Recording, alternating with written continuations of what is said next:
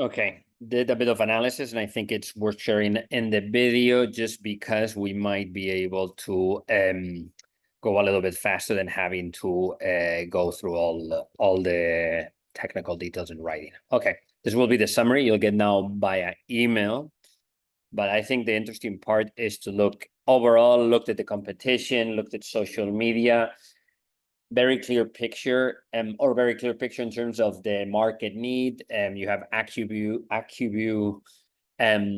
can pronounce that correctly, but basically it's old school. It's a very technical product. The distribution channels are very inefficient because there's not a good direct to consumer experience. Then you're very dependent on very spread out kind of distribution through eye care professionals, through then Lazada.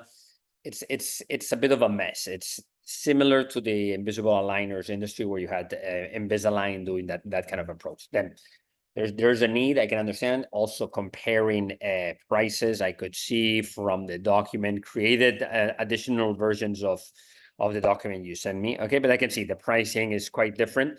You just need to demonstrate the value proposition is there. There's an indicator that 10,000 followers on Instagram for a brand like this, relatively for the data, from my historic point of view, sounds like a great indicator of some need and loyalty. And those 2,000 customers that are recurring customers is quite a good indication. So looking at the very brief summary, looking at the EBITDA, especially the last 3 months, but I did an aggregate of a simulation and an aggregate for 12 months running, but especially the last 3 months was good. I just don't know if there's a little bit of a pushing the boundaries there, and so that's the only thing I'm cautious about. But it seems to be clear that the depreciation in salaries and Stripe fees are the big bulk of what's killing, because gross profit of 43%, including marketing, is quite interesting. The only challenge here is, does it include aggressive acquisition or not? Because in the end, what is clear is the top line needs to grow with that sales structure, 25%. But okay, can it stay static and then start going down? And can it stay at an absolute value? Can we operate at that level, an absolute value, and that way that cost starts to go down is an overall. Then moving forward, seems pretty clear to me. Distribution agreement, absolutely, because growth, it's all about how feasible is growth. Are distribution agreements there? Are they 70% there, 30% there, 50%? That can make an enormous difference. And the conditions, because obviously there's some distribution agreements that include upfront costs that wouldn't make sense for a company like this. And marketing spend, absolutely essential to get any cohort analysis data that you can give me, okay, or anyone that I can talk to, especially some marketer that was working on this, will be essential to understand what was the cost of acquisition, because it might be that it plateaued, and then every time you try to acquire additional customers, there is no hack there, and that's essential. You can find paths, but you need to understand how expensive that would be. Operations, very clear.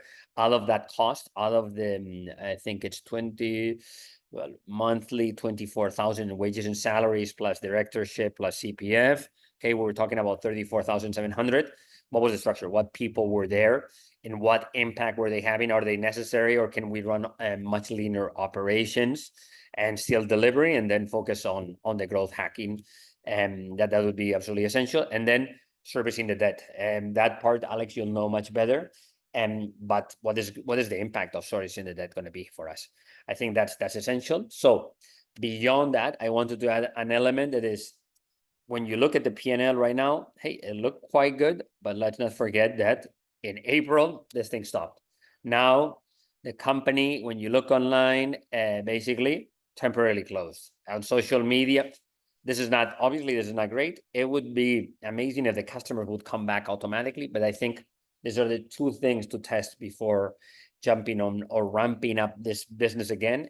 Are these customers going to come back? And that for me is playing a little bit with the emotions, or playing a little bit, I wouldn't say it's tricky marketing, but it's doing return campaign, okay, to gauge return interest from customers, be it social media, starting to say, hey, we're coming back, and with a gimmicky and catchy mini campaign on Instagram, seeing the reaction levels, comparing it to the past, and saying, okay, is this interesting?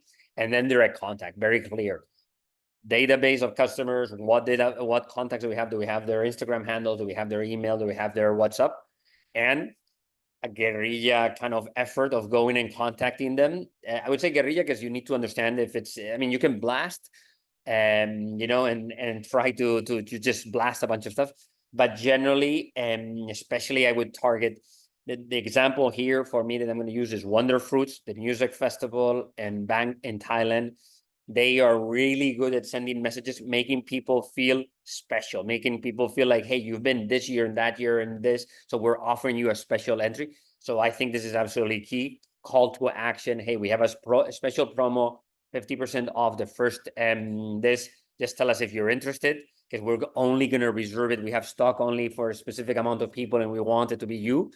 And then test if customers show some form of commitment. The same thing that you would do before you set up an event. You know, you want to make sure that you know that, well, there's 50% of the people that you expect that are already saying they're interested. Okay, you already know the metrics, and that would be absolutely essential. And obviously the distribution could be through distributors, and I don't remember which retailer it was, but that could be a game changer in that sense. Okay, so I'll leave you here with this. And hopefully on Thursday, we have a little bit more information, especially on the marketing side and the distribution side, and ideally the operations.